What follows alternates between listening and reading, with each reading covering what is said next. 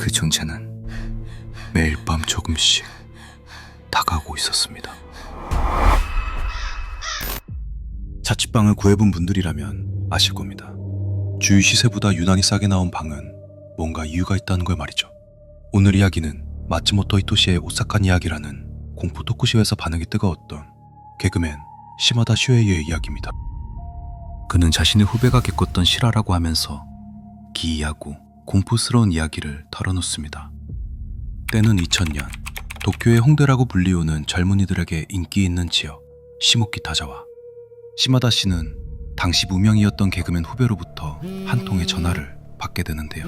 선배, 저 시모키타자와에 정말 좋은 방을 찾았어요.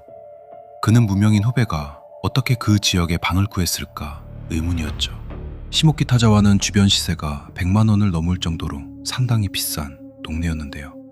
당시 후배가 찾았다는 방의 월세는 8,200엔, 현재 우리 돈으로 약 8만 원 수준입니다. 아무리 싸도 너무나 싼 방이었죠. 후배가 찾았다는 방의 건물은 2층짜리 건물의 201호. 외부에 계단이 있는 당시 일본에서는 흔히 볼 수 있는 구조의 공동주택이었습니다.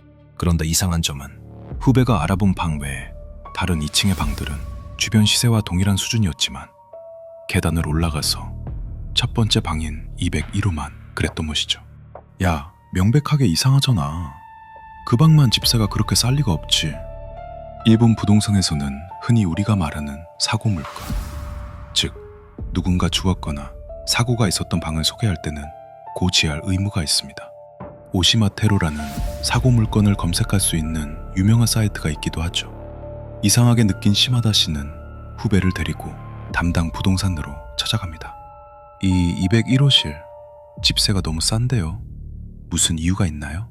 라고 묻자, 사실은요, 이 201호실 최근 1년 사이에 4분이 입주하셨었는데 단 한 분도 이주를 버티지 못했어요. 그게 무슨 말인가요?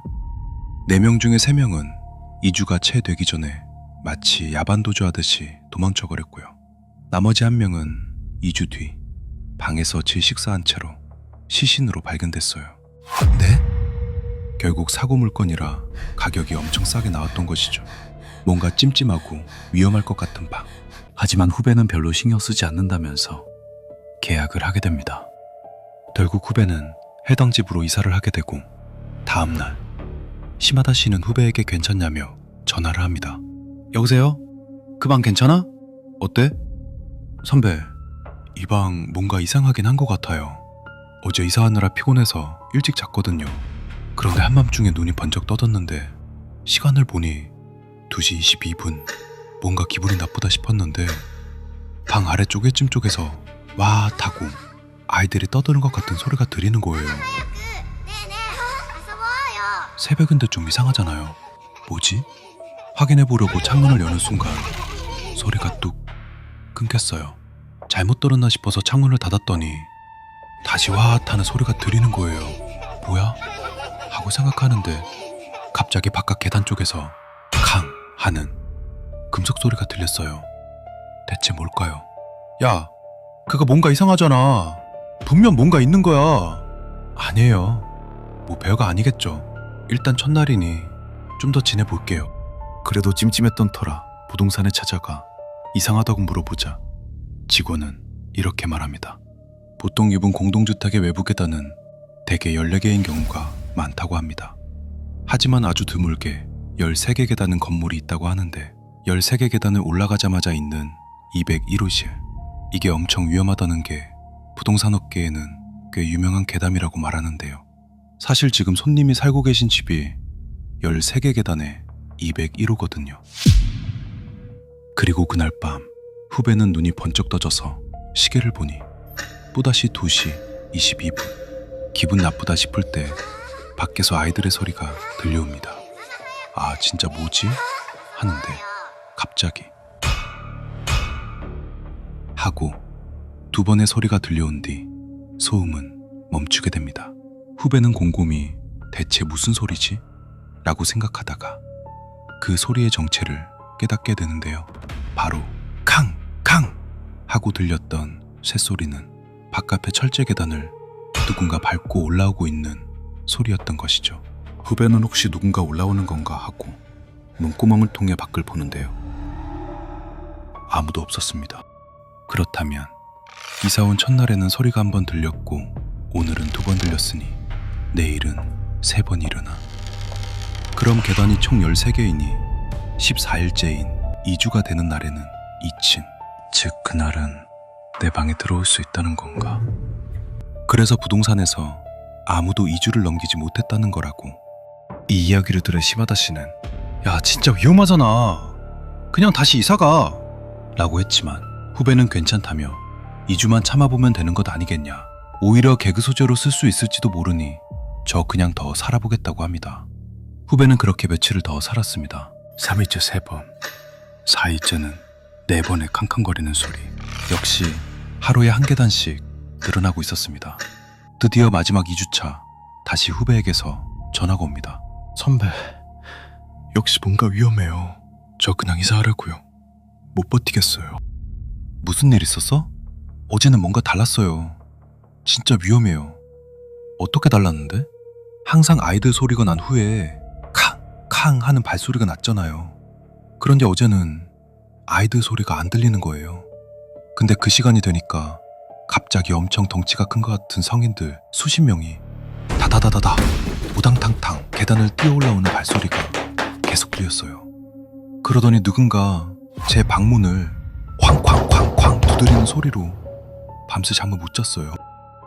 마지막 날, 이삿짐 센터를 부를 새도 없이 선배들이 이사를 도와주러 왔습니다. 뭔가 찜찜하니 선배들은 근처 신사에서 부적 같은 걸 사서 바닥이나 벽에 붙여놓고 빨리 이사해버리자고 했죠. 급하게 하는 이사라 짐 싸는데 시간이 꽤 걸렸습니다. 어느새 주변이 어두워졌는데요. 그래도 새벽 2시 전까지는 시간이 있으니까 라는 생각으로 안심하고 여유롭게 수다도 떨며 마무리를 하고 있었는데 갑자기 퍽 하는 소리와 함께 방 안의 전기가 모두 나갔습니다. 순간 어두워지면 아무것도 안 보이는 것 아시죠? 안 그래도 이상한 일이 일어난 방이다 보니 공포는 한층 더해졌습니다. 야! 불 켜! 이거 무서워! 다들 패닉에 빠졌어요. 차단기 위치를 모르는 우리는 후배에게 야! 빨리 불 좀 켜봐! 라고 선배들은 후배의 이름을 불렀지만 아무 대답도 돌아오지 않았죠. 뭐지? 하는 순간 방 구석 쪽에서 컷! 하는 고통스러워하는 후배의 목소리가 들렸습니다. 점점 눈이 어둠에 익숙해져 실루엣이 보이게 되고 바닥에 웅크리고 숨을 쉬지 못하며 괴로워하는 후배를 발견하게 됩니다.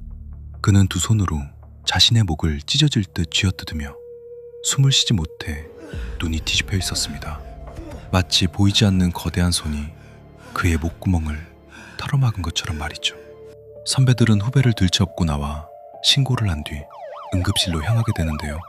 응급처치 끝에 의사는 기도를 꽉 막고 있던 무언가를 핀셋으로 끄집어냈습니다. 그건 바로 방 안 벽에 빼곡하게 붙여두었던 그 수많은 부적들이었습니다. 도저히 인간의 악력으로는 뭉칠 수 없을 만큼 아주 작고 단단한 돌덩이처럼 압축된 채 후배의 목구멍 깊숙한 곳에 쑤셔박혀 있었던 겁니다.